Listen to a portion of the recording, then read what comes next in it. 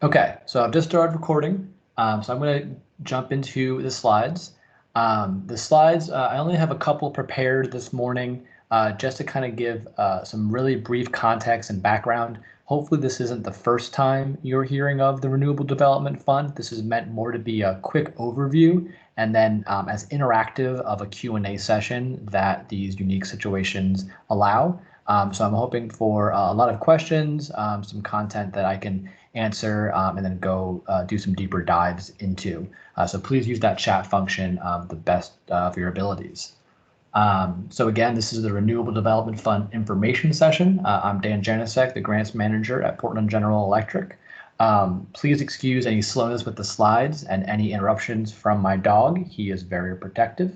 And let me know if you have any questions or issues.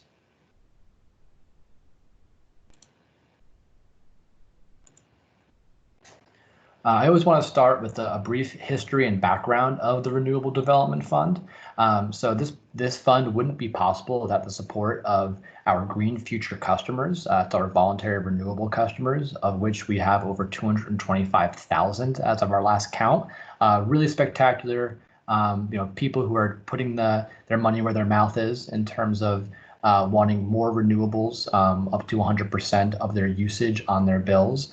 And we're fortunate enough to have a huge contingency in Oregon.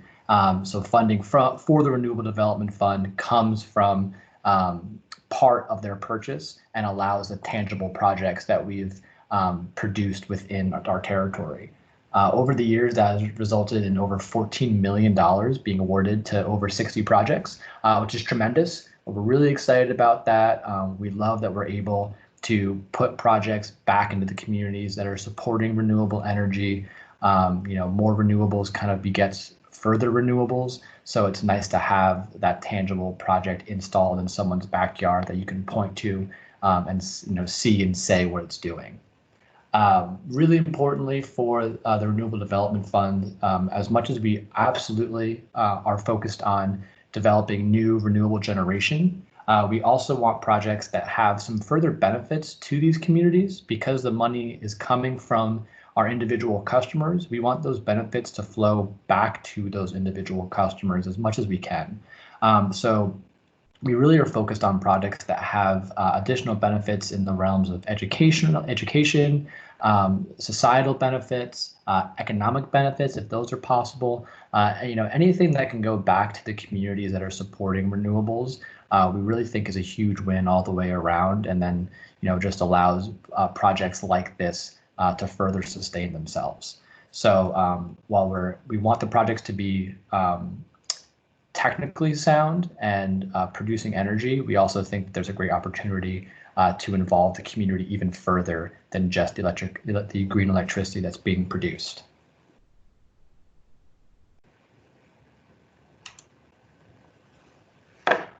So a super high level zoomed out view of what we would consider an acceptable application. Again, you can go through all the details on our website, and we'll have the other webinars and presentations available.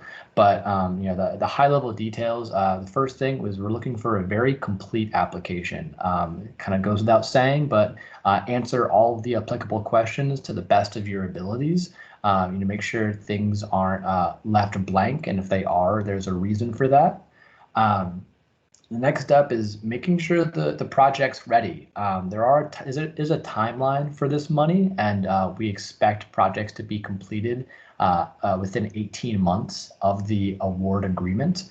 So making sure the project's ready from, it's ready to be installed in that timeline. The funding is either secured or being secured, and that you have your team and your community on board for the project as well. I think that it's really important to have buy-in from all the people that this is going to be impacting, or the people who will be working on it. That really allows a project to be successful when it's not just falling on the shoulders of a single person driving the idea. So making sure it's ready from a lot of different angles. The next big pillar would be community benefit. So when we're looking at what this project can have, and what it can do for a community. Again, harking back to that first slide of educational, social, or economic benefits. it's really important that the evaluators and the selection committees see how this project is positively impacting those communities and what those benefits are and how they will continue to roll out year over year. A next item that we think is really important is that exposure. Because we're funded by our Green Future customers, we want to make sure that they're getting credit and that these projects are being seen as much as possible. Sometimes that's not physically possible. Solar on a rooftop is only visible from certain angles and distances. So any way that you can draw attention to your project, because this should be a very exciting, very interesting project for your organization. So if that is, pictures, if that's brochures, if that's signage, videos, case studies on your website, this could be really a really creative part of your project, but we want to make sure that there's some exposure just to get awareness out there of renewable energy, of what's possible for these organizations, and of these communities that are supporting renewable energy already. I think that makes the project even more exciting. And finally, from more nuts and bolts perspective, is the financial feasibility. So the RDF does have some funding limitations. We're able to fund only certain eligible costs that you can find that list on our website. And we can only fund up to 85% total. So we expect customers or applicants to bring at least 15% of the total eligible costs to the table. We also expect there to be some the Energy Trust incentives that are available, that those are applied for and secured as part of this as well. So we want to make sure that the project is financially feasible from that perspective, but also that it represents a best value for the project that's being proposed. So the cost per watt is a pretty easy metric. How much does the project cost per watt installed? Keeping that within normal guidelines for similar size projects in Oregon is usually a pretty good start and where the evaluators look to as kind of a guiding point. But we want to just make sure that the project represents good value so we can fund as many projects as possible and that we're having as big of an impact as we can with these dollars. If there are any questions about these slides so far, please use the chat.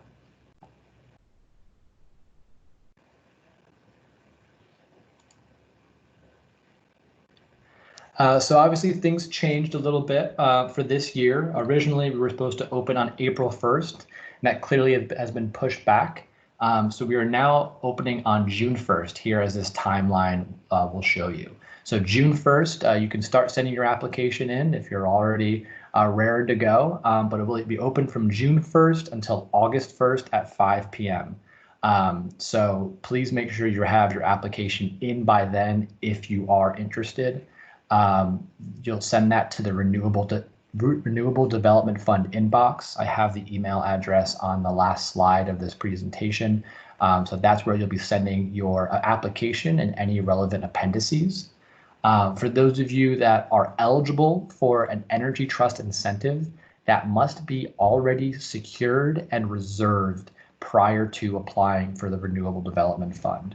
That is a bit of a change from previous years where we allowed you to be pending and still in the system, but that was causing some undue stress in a few different ways. So this year we are requiring any eligible project that can receive Energy Trust incentives must have those reserved. I would contact your trade ally, your contractor, for specifics on that if you're unclear, and also any of my colleagues at the Energy Trust would be happy to help explain that process. They have informed me that to be safe, applying for those incentives by July 1st is your best bet of making sure you have that by August 1st, but honestly, the sooner the better. The information required for the Energy Trust incentive is very similar to what you'll need to fill out a full, complete application for the Renewable Development Fund. So it hopefully isn't extra work. It's just due diligence to make sure that everything is as it should be. And again, really with the goal of making sure that we can fund as many projects as possible. If you have questions about that, please reach out to me or any of the folks at the Energy Trust. After the application's been received, then it goes to evaluation and selection. We have a third-party evaluator who goes through all the applications to kind of remove PGE from the bias of making sure that we're not playing favorites, and they present their recommendations to an internal selection committee from throughout the company. That's expected to happen sometime in late October, early November, based on the number of applications we have. Then those recommendations go to the PUC for approval. So we're hoping to get those sent to them as quick as possible, knowing that they have a lot of high priority items, especially towards the end of a year. So we want to get those into the hands of staff at the PUC for their approval. As soon as we have that approval, we'll be making our award announcement and getting agreements out to all awardees. Traditionally, we have a lot of really good applicants and some really hard decisions to make. We're hoping for the same this year. It's a good problem to have. And finally, the most important part in terms of payment, because this is a reimbursement grant, is all the projects must be online by the end of June 2022. So that is your distant goalpost. If you finish ahead of time, that's great. We love that. It just means that things went smoothly. If that's looking difficult to acquire, and maybe you're pushed out a little bit further, we can have those conversations if you offline. I'm happy to provide some flexibility on that, but we really like to peg for an 18-month turnaround time, so that way the money is coming out of our accounts and into yours as soon as we possibly can. Great, we have our first question. So is there any advantage to submitting proposals early in June or July versus August 1st? There's not going to be a preference from a scoring perspective. There's not bonus points, unfortunately. What I will say, though, is for if you submit an application early, there is the opportunity for me as the grants manager to review for completion. I want to be really clear about that. Only for completion. So I can't give you any comments on quality or on the actual specifics, but I can check it for completion, make sure you're answering every question and including every attachment, and then I'll give you the opportunity to amend that up until the deadline. So I offer that service up until a week before the deadline. So a week before August 1st, you can submit your application. I will review for completion within a day or two and get you those comments back if anything is missing, or if you want to include something, you're completely able to up until August 1st. So maybe not, so there's no points, but hopefully that benefits you in some way. I have another question is, does the PGE Green Future program apply to every applicant? So in terms of the Green Future Renewables program, that's the name of our voluntary renewables program that our customers are a part of, that I mentioned at the top. So that's where the money comes from. We really love to see our applicants be a part of that product. So if they're purchasing some renewable energy from PGE as part of one or more of those programs, that's great. We have a lot of great products here and some great programs that you can be a part of. But that's not a requirement. That is where our funding comes from. So I hope that answers your question. Thank you for participating. Okay, like I said, this is a very short slide deck, so please submit more questions. High-level takeaways. I kind of like to finish all my presentations with this. If we don't pay attention to anything, this is the key slide. So there's $1.8 million available. That's the entirety of the fund. To be clear, one project can receive no more than a third of that. So the maximum project amount that you can receive in funding would be $600,000. And again, that is also with the caveat of the project must bring 15% to the table minimum of eligible project costs. So $600,000 is a total award amount, but the applicant must bring money to the table at 15% minimum. The round is open June 1st to August 1st, so that 2-month time window kicking off here on Monday. I will offer that service of reviewing an application for completion up until a week before the August 1st deadline. If you have any questions about your application or scope or anything like that, I'm able to help to a certain extent, so please reach out. But I also want to make sure I'm being totally transparent and unbiased, since I am, obviously heavily involved in this program. To be clear, this is for new generation only, so it cannot be for a project that you've already installed. It cannot be for a project that you're going to install before the award is given out. It's new generation only that you are installing that's being funded by this award. If it's a requirement that you install this, we get questions around the 1.5% for green energy technology for public projects over $1 million. We cannot fund the 1.5% requirement, but anything above that requirement that would be optional or additional, we can fund. But it has to be new generation. We're also really looking for, again, educational opportunities, community building, economic benefits to the community. All things like that are things that our committee loves to see. We have some more delineation in the application and the guidelines that were sent out previously regarding educational funding. So there is an optional educational funding that you can apply for to help boost that part of your application. It is now capped at 5% of your project costs. So 5% of what you are requesting in an award is how much you can receive in educational funding. There's also some more specifics as to what educational funding means in this regards. So you'll see that in the guidelines in the application, but hopefully that's some more guidance that helps you better use that money if it would be beneficial to your project, but you know how much and what's the scope of that. We're always looking to expand who we're impacting, both geographically and community-wise with this fund. So you'll see me touch on diversity, equity, inclusion as being a pretty strong pillar that's grown and grown over the years. This money comes from people all across our service territory, and it should go back to people all across our service territory. So please keep that in mind if you have projects that you're considering, is how can you impact these communities that maybe haven't had the benefits given to them for renewable energy previously. It should be cost competitive. So, it should be in the scope of that cost per watt I mentioned earlier, but also just, the best value.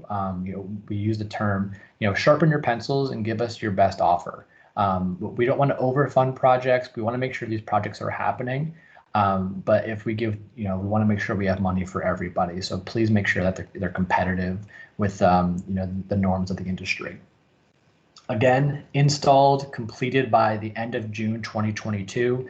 It's a reimbursement, so as soon as you're done, the sooner we're able to pay you out. But that is the deadline, that 18-month window from when award agreements should be signed. And finally, one of the bigger changes for this year is reserve your energy trust incentive, your production incentive for this year. Make sure that is reserved and included in your application if you are eligible. I just want to make sure that that's really clear, that we expect any eligible project to have their incentive reserved this year, as opposed to last year just being applied for. So please let me know if there are questions about that. Looks like we have a bunch in the chat.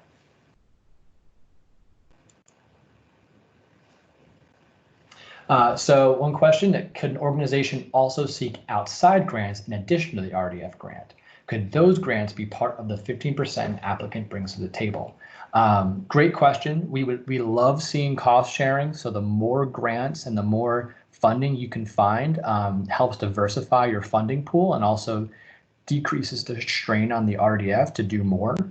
However, that cannot be included in your 15%. We really like the 15% to come to the organization, come from the organization, because that it's a little more skin in the game, and budgets seem to get tighter and deadlines seem to get hit more regularly when people have some skin in the game. So please look for other funding sources, but that 15% will have to be coming from the organization in some manner. Another question here, can letters of support be both internal as well as external? Absolutely. As part of the appendices in the application are some letters of support. So, it's great to see letters from the organization, maybe a director, a CEO, other team members, nice to have that support within the organization, but it's also really great if you're going to be partnering with people, if you're going to be impacting a certain community or working with certain community groups. We love to see external letters of support, because that lets us know the people that are really going to be benefiting from this beyond just the organization. And I think that gives a lot of personality and helps you tell the story of this project. That makes the evaluation and selection a little bit easier when there's some personality attached to the project. I note a requirement to supply data to PGE for 10 years. Does that mean the project must guarantee to continue project operation for that time period? Yes, we do expect, and in our award agreements, it is codified. We do expect the projects will be online for at least 10 years. We hope these are online for 25 years, but we realize with solar especially, the inverters are probably only warranted for 7 to 10, and then they need to be replaced. So we don't want to expect an organization to take on that additional cost if PGE won't be helping to fund it. But within that 10-year time frame, we do expect the project to be up and running and producing energy. We have not been around long enough to know if that is going to occur for our projects that were funded a few years ago. But the hope and expectation is that these projects are exciting, and they're helpful, and they're beneficial, and they want to be ongoing for a long time. And we just expect 10 years as being a reasonable time period for that, and for our funding to be, the impact of our funding to feel the greatest. Thank you for the question.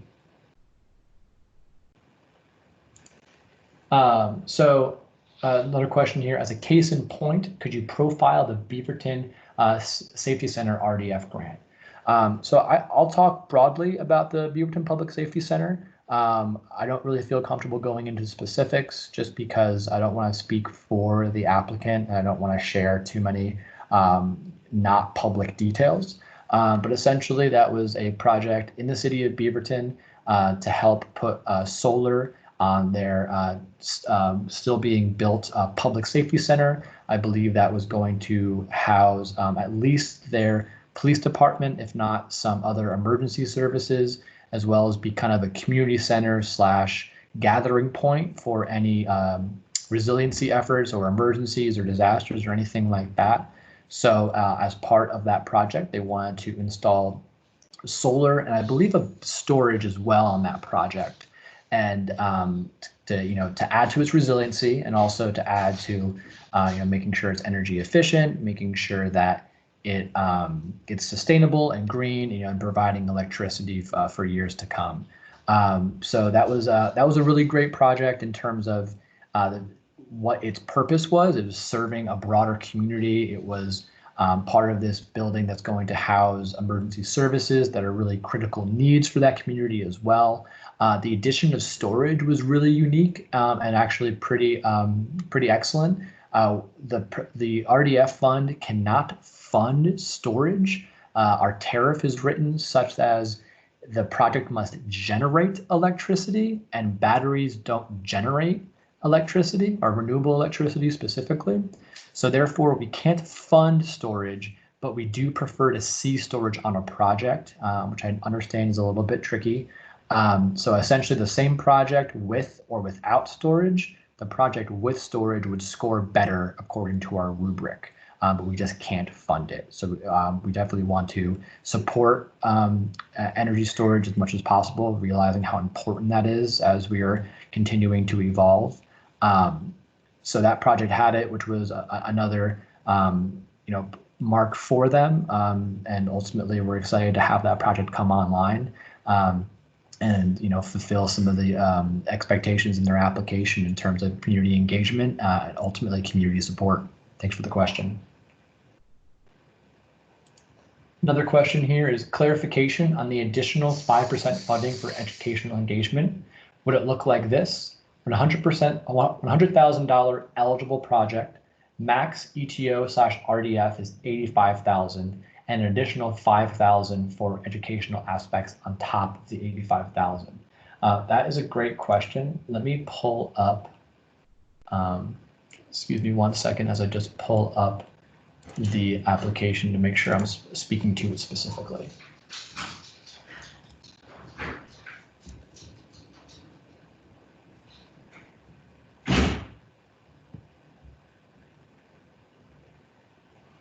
So if the project costs $100,000 and you are asking, let's simplify in this case and say you're asking for $50,000 from the Renewable Development Fund. So your eligible project costs are $100,000. You're asking for the RDF for $50,000, and the rest you're going to make up through your own costs and energy trust incentives and anything else. But you also want to add educational funding. So it would be 5% of the RDF award is what you could get in additional optional educational funding. So in this case, 5% of $50,000, which would be $2,500. That is going to be the cap for 2020.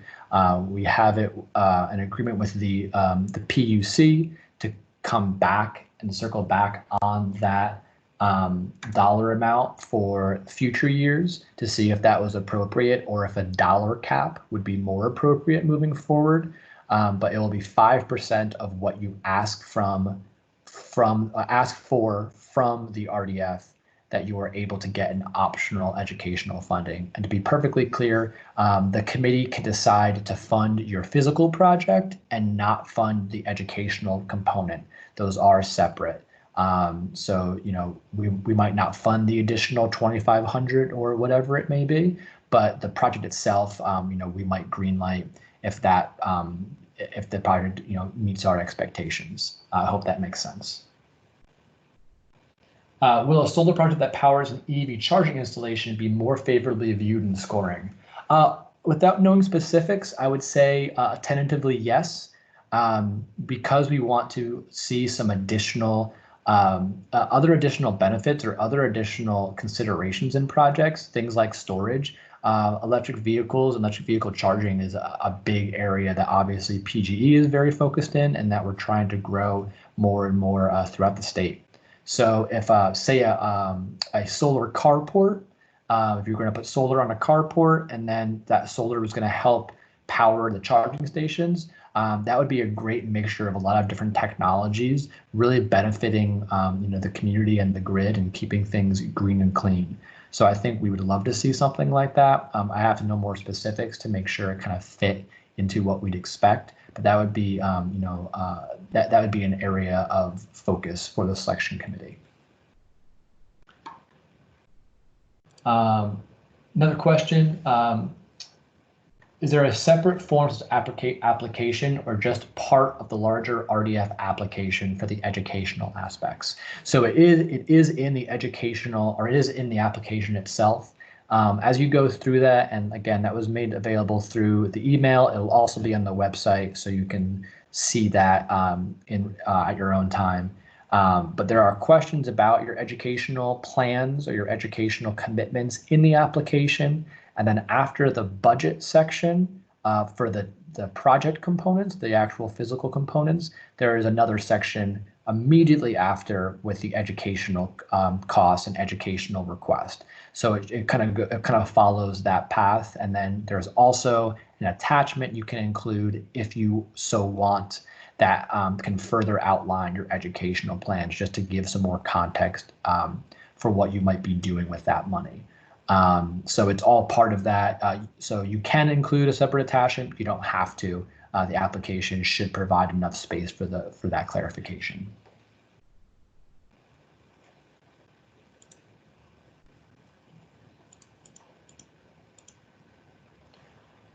Great. Really appreciate all these questions. That's the end of my prepared content. So I just want to keep this slide up that has my email address, my phone number, and the RDF website. Obviously, we have until noon blocked off. So I'm happy to answer any more questions about changes this year, the overall sequence and timeline, funding considerations, anything like that. I'm happy to stay on the line. If you have other commitments, or if lunch is starting to sound really good, you're welcome to drop off. I'll make the recording available, and I will include these questions on an FAQ document that I will post on the website. I would always direct you back to the RDF website for information. We're going to make sure that's updated to include all of this, as well as our other webinars we've done. Really want to make sure, because we can't, communication is difficult right now, and we can't have in-person meetings, that I'm supporting you all as much as possible. So please bookmark the portlandgeneral.com/RDF website to go to for documents and for other updates about the process. But looks like we have a few more questions here in the chat, which is great. Do you have any recommendations for picking solar trade allies? Great question. I think the Energy Trust does a fantastic job of vetting their contractors and making sure they meet their requirements and making sure that they are really looking out for the customer. What I would ultimately suggest is probably a two-part process. You can have trade allies contact you.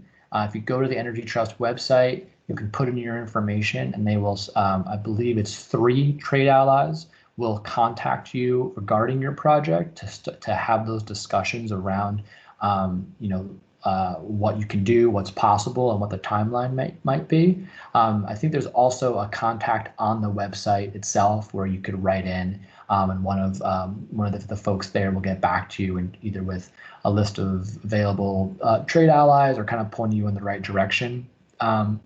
So that's always how I would do. I don't feel comfortable naming names specifically. We have a lot of really great contractors in Oregon, and we obviously have really high standards.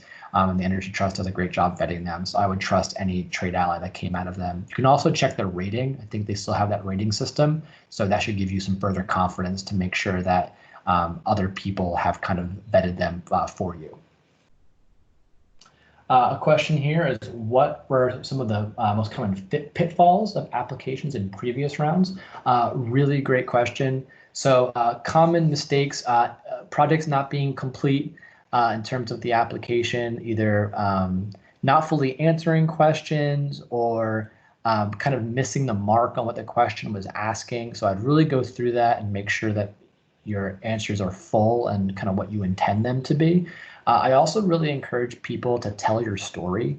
And I know that sounds kind of silly with a technical grant, but because this is oriented for nonprofits and public organizations, preferably, it's really helpful to understand who and what will be benefiting from this money and from this energy. So we don't need a narrative that's 200 pages long of why your organization matters. We're sure that it does, but it's nice to have that context and have that personal connection. So that's a common pitfall, is that people don't tell us enough about. They tell us a lot about the project, but they don't tell us why, and they don't tell us what it'll accomplish in that way. So that's really interesting to us. And then another common area that we find some issues, the budget, either the budget not being fully baked, or some ineligible costs, or thinking that they have a certain amount from that's secured from the Energy Trust or from another grant that then falls through, and the budget has to be updated. So those are the 3 we probably see the most often. I would just make sure you have the time to go through and review your application and make sure it's what you intend it to be, I think is my biggest piece of advice there.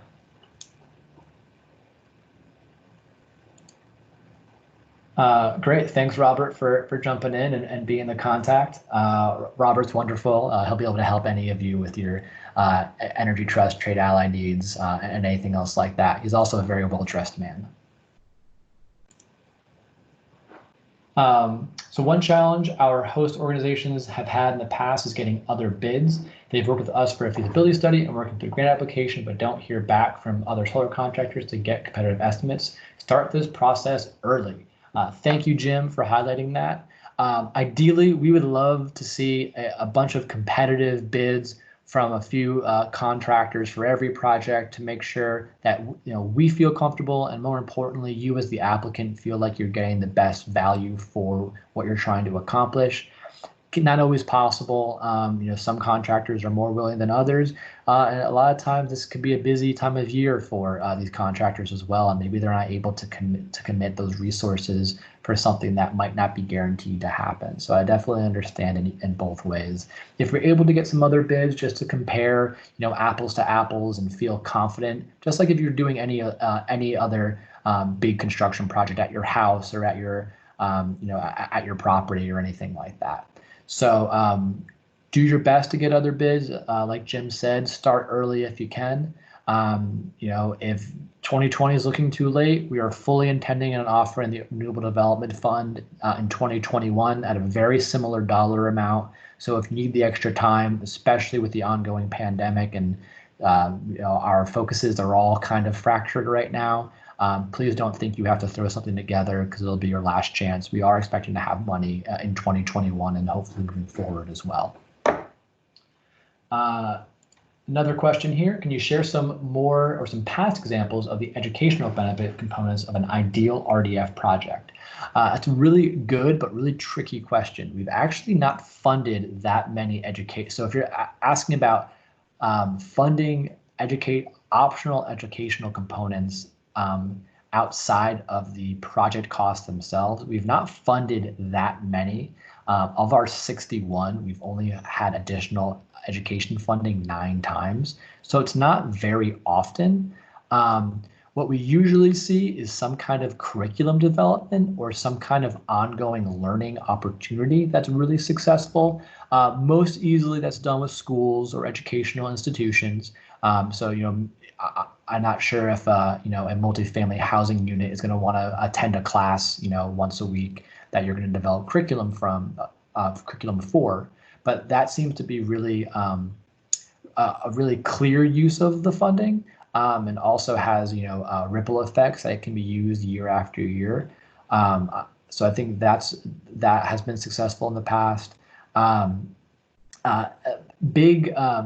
Sometimes if you have like a community event, or if you're going to have educational information that's going to be passed around to the community, things kind of in that nature to help spread awareness of both the RDF and specifically the project that your organization is hosting. That's really great too, because that's, including your community, expanding that circle of knowledge that more and more people know what's going on. Again, having the impact that we're just ultimately trying to have with communities that normally wouldn't have access to physical renewables. So those have both been successful in the past. I added some, like I mentioned before, we have some added guidance in the guidelines and in the application to hopefully fill in the details a little bit. And additionally as well, we want to make sense for your project too. So I don't want to overestimate the importance of the educational benefits. It's absolutely important, but a solid project that is benefiting a community and is a clear connection between the two, that is always going to be of most importance for the selection committee. If we can have information, if there's additional benefits that can be had for a little bit more money and that value is worth it, absolutely. But we want to make sure that first and foremost, the project is safe, is reasonable, is generating energy, and is benefiting a community, in some direct way as much as possible. Are there examples of ground mount arrays receiving funds? Any insight on how a ground mount might play differently with the RDF grant? We have had a ground mount array be successful in the past, or we have two actually so far. One was part of a larger installation that also had some roof mounted and I believe a carport that might have changed since. And then one was solely ground mount. I don't think there is a preference one way or the other. Obviously you have to have the property for a ground mount, and there are some additional costs because you have to build the structure. But in terms of exposure, it is a lot easier to see a ground mount because it's on ground level. So I think there is some benefit to that you can point to and drive past or see this, where sometimes if it's on a multi-story building, no one might see that array from the roof, which is kind of disappointing because all of you do good work. So we have had ground mounts be successful in the past. I think ultimately it's a matter of the available property and a clear need. Maybe the building that the organization owns is really broken up and the solar capacity is really small. Maybe the roof needs to be replaced and the organization can't afford the roof replacement right now, but a ground mount is a lot more feasible. There's a lot of different ways that I could see a ground mounted system making sense. So I would say if that's your project and that makes sense for you, as long as you can explain it to us, that's totally reasonable and wouldn't really be viewed much differently than any other traditional roof mounted solar system. If we apply and did not receive the grant, do you provide feedback on areas of improvement on the application? Is it possible to apply a second time? Yes, I provide feedback to every single one of our applicants that are not granted for a round. So we also send out a survey. So you will get a survey that allows you to kind of give some feedback on me, and you also will get feedback from me of areas of improvement, and that comes directly from the evaluators and from our selection committee. So hopefully it's pretty direct as to what we saw as some weaknesses. Unfortunately, sometimes it's not a matter of a project being necessarily bad. It's that there's a really strong applications in the same round. That tends to be true pretty frequently. That there's a lot of great projects, and we're just unable to fund them all. But we will give feedback in terms of being able to apply again. There's no limit on how many times you can ride the ride. We've had people apply 2 and 3 times before. The one thing that we do ask is just don't apply with the same application again. If you're going to apply a second time or a third time, please take to heart our comments and our feedback because while we can't guarantee anything, it certainly isn't in your favor to make those improvements year after year. So don't just think that it was bad luck and you're just going to copy paste with a new date. But you're certainly eligible and encouraged to apply again if you are interested. Talking about ground mounts, slightly higher cost per watt. Yep, cost per watt is going to be more expensive, but like I said, much more visibility. The different types of renewable energy eligible for funding. What percent is solar? Percent for other types?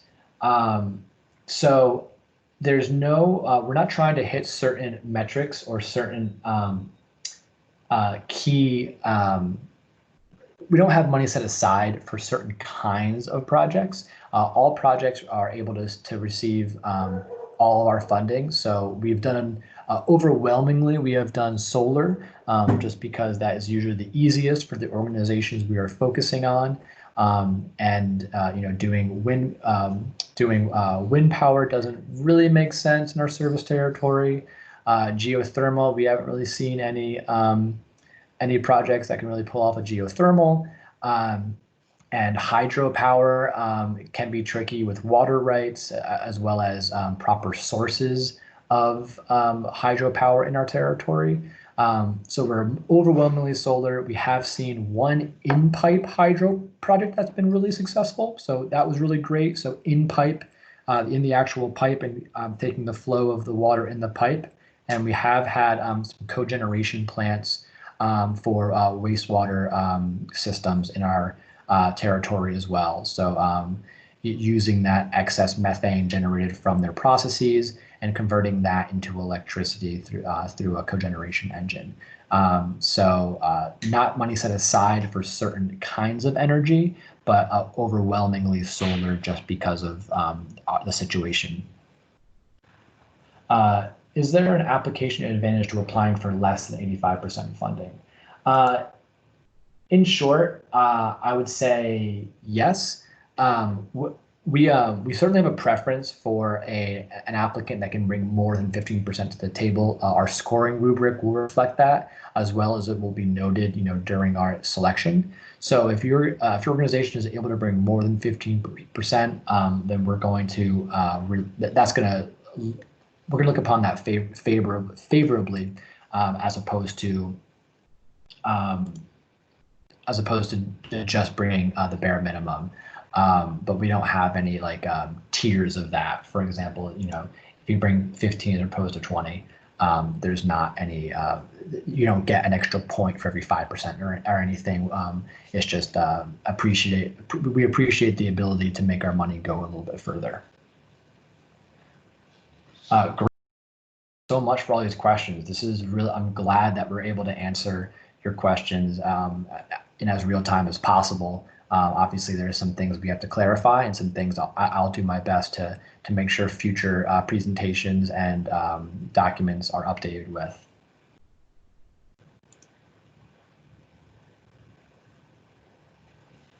A question here, can the 15% from the organization already have been spent prior to applying for the RDF grant, such as making the roof and system solar ready? That is a tricky question. So it really does depend specifically on what was spent, what the money was spent on, I should say. So in our guidelines, we do have eligible and ineligible costs. So obviously, if a cost is ineligible for funding, it could not count towards your project costs. I hope that kind of makes sense, but essentially is if the RDF couldn't fund it, you can't apply it towards your eligible costs and therefore towards your 15%. If there was work done that was eligible for RDF funding and was done, because of timing for the roof, in most situations, we would be okay with that. I'd have to know the specifics, but essentially, if the costs were eligible for RDF funding, they can be applied towards your 15%, even if they were done, somewhat ahead of time in anticipation of the RDF project. We just don't want to see, a full solar system sitting up on a roof that you've already had installed, and you're just hoping to find some money to offset the costs. So I would say, there is a line, and it really does it is kind of a case-by-case basis. But overall, if it's eligible, it should be eligible for the 15%. I hope that makes sense.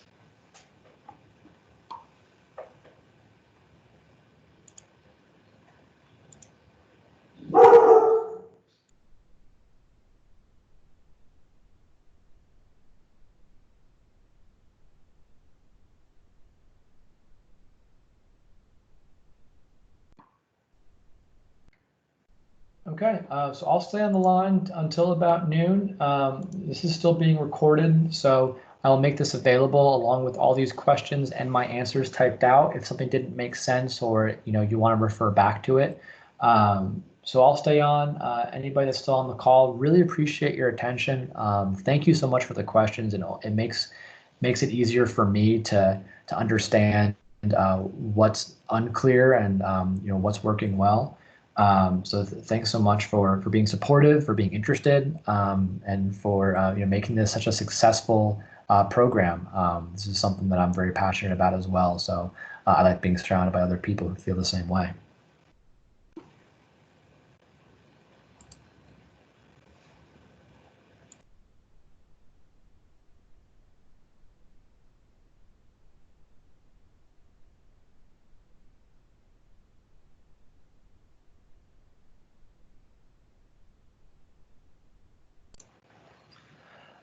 Jim asks, how about extra points for using local materials? I'm not sure if we can secure panels out of the old Solar World plant. I think the only regional mods are Silfab from up in Bellingham, Washington. Um, yeah, so we'll definitely prefer to see as much local labor, local materials, local local everything as much as possible. Oregonians love Oregon, and we want to support and keep the money and um, keep everything local as much as possible. So if you can use locally made products, locally made materials, that's definitely going to be a point for you. But we do realize there are limitations. There are panel shortages. Not everything is made as local as it used to be. In the past couple of years. So if you can do that, great. But don't sacrifice local for a big price markup. Um, we still want these products to be cost competitive as much as possible. So if it went up like 10 cents a watt to get those local panels, that's worth it. But if it jumps like 30, 40 cents, just go with cheap. Yeah, I think there's kind of like a finger in the wind kind of game. I trust you and the other contractors to make the right call as what's a reasonable price increase and what's kind of unreasonable at that point. But yeah, I think something a couple cents up, 10 cents up to get something local makes sense as long as the rest of the project is kind of in industry norms. But if it's increasing it by a big jump or a big markup, maybe look elsewhere. Another question from Meg. Can you point me to someone to speak with in the net metering program? Yes, I believe. Let me double check. I believe you can just do net metering. Yep. So what I would suggest is contact net metering at Portland General Electric. So literally the word net metering at pgn as in Nancy.com. So just the one word, net metering at pgn.com. That's where you would send your interconnection application to anyway. So they should be able to direct your question to the right people. And they're great. They'll help you out.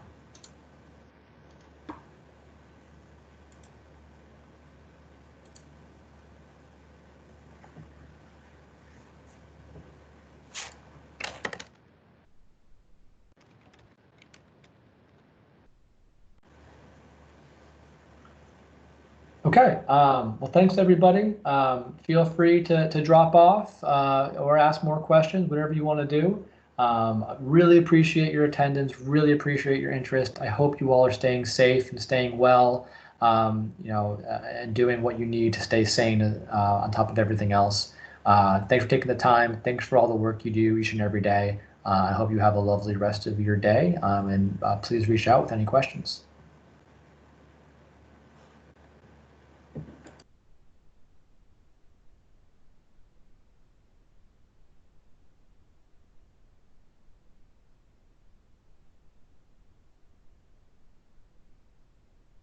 Hey, Dan. Hey, Jim. Hey, do you know anybody at Pack Power for the Blue Sky grant? Because we applied for one and didn't get approved, but there was like no explanation, and we tried to reach out and ask why. This was last year. Do you have like a main contact? Just more out of curiosity, like was it something we were missing? Was it just there were other applicants that were better?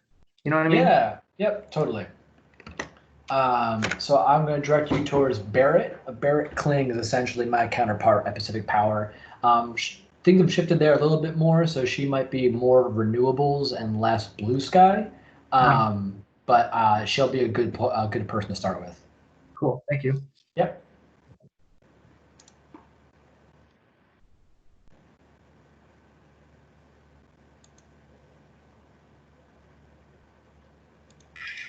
Okay. See you, everybody. Have a good one. Thanks, everyone.